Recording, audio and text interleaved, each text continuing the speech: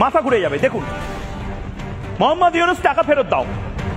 ইউনূসের কবজায় এই মুহূর্তে 22,32,000 কোটি টাকা রয়েছে, যেগুলো সমস্ত হিন্দুর জমি ছিল, হিন্দুর বাড়ি ছিল। অর্থাৎ আবারও বলছি, ভালো করে বুঝুন, সিলেট, রংপুর, চট্টগ্রাম, এই সমস্ত জায়গাতে যেখানে যেখানে হিন্দু বাড়ি ছিল, এক রাতের নোটিসে নোয়াখালীতে যাদের বাড়ি ছিল, ঘর ছিল, ধানের জমি ছিল, তুলসী মঞ্চ ছিল, আরে তুলসী মঞ্চের চারপাশে তো জমি ছিল, সেই জমিরও তো টাকা আছে। এত বছরে সুদ সমেত এই 22,32,000 কোটি টাকা ভারতীয় মুদ্রায় মোহাম্মদ ইউনূস হয় ফেরত দাও, না হলে জমিটা ফেরত দিয়ে দাও।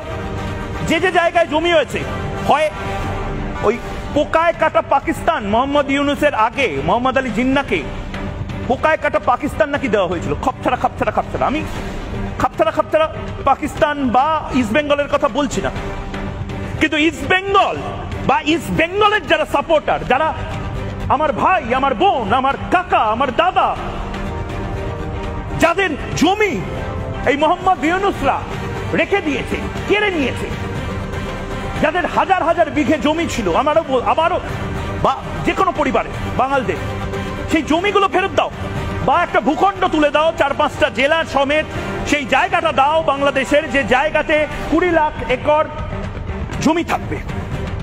এই হাওয়া উঠতে শুরু করে দিয়েছে, মোহনবাগান ইস্ট বেঙ্গল এক হয়ে গেছে, জোট বেঁধেছে বাঙাল ঘটি, নিপাত যাবে মৌলবাদী। আজকে ইস্ট বেঙ্গলের সাপোর্টার যারা ছিল, মোহনবাগানের সাপোর্টার যারা ছিল, প্রত্যেকে বলছে যে না, জমি জমা সব নিয়ে নিয়েছে, এক রাতের নোটিসে পালিয়ে আসতে হয়েছে, কেঁদেছি, রক্তাক্ত মানুষজনকে দেখেছি, অনেক হয়েছে, এবার আমাদের জমি আমাদের ফেরত দিয়ে দাও। তোমাদের জমি তো মায়ানমারের আর্মিরাও নিয়ে নিচ্ছে। এবার আরাকান আর্মি যদি এক চিলতে জমি বাংলাদেশ থেকে নিয়ে নেয়, কেন হিন্দুরা নিয়ে নেবে না?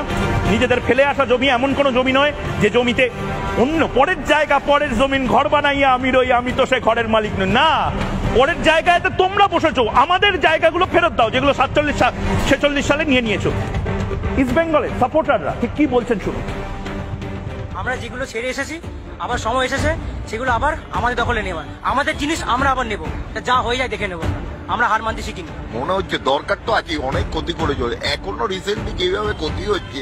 ধরুন বাংলাদেশে ভালো ব্যবসায়ী, ধরুন যে হেড অফ দ্য ফ্যামিলি ব্যবসা বাংলাদেশে করছে, কিন্তু তাদের এখন যা পরিস্থিতি, সেই ব্যবসা ছেড়ে এখন চলে আসতে হচ্ছে, এরকম অবস্থা। অবশ্যই, এটা তো অবশ্যই একদিন লাগবে, একদিন লাগবে, আমাদের বেশিক্ষণ না, 7 ঘন্টা টাইম দেবে, এই দখল করে নিয়ে নেবো। আমাদের মানতেও হবে না, আমরা একটা পু দিলে ওরা উড়ে যাবে। যেটা ছেড়েছি সেটা ফেরত পেতে হবে, আর হিন্দুদের ওপর যে অত্যাচারটা বাংলাদেশে করা হচ্ছে সেটা বন্ধ করতে হবে। ওদের স্বাধীনতা তো আমাদের ইন্ডিয়া করেছে, স্বাধীনতা করে তো ওরা খেতে পাচ্ছে। আমাদের পেঁয়াজ, আদা, রসুন, তুলো, ওষুধ সব আমাদের এখান দিয়ে যাচ্ছে, যেরকম কারেন্ট আমাদের এখান দিয়ে যাচ্ছে।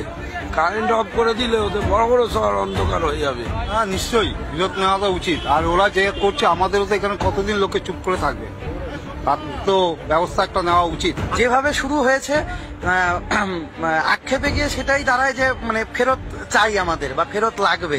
ফেরত লাগবে অবশ্যই। আর কতদিন বার খেতে হবে? একদমই সহ্যের বাইরে। ফেরত দেওয়ার সময় আর কেন এবার ফেরত দেবো।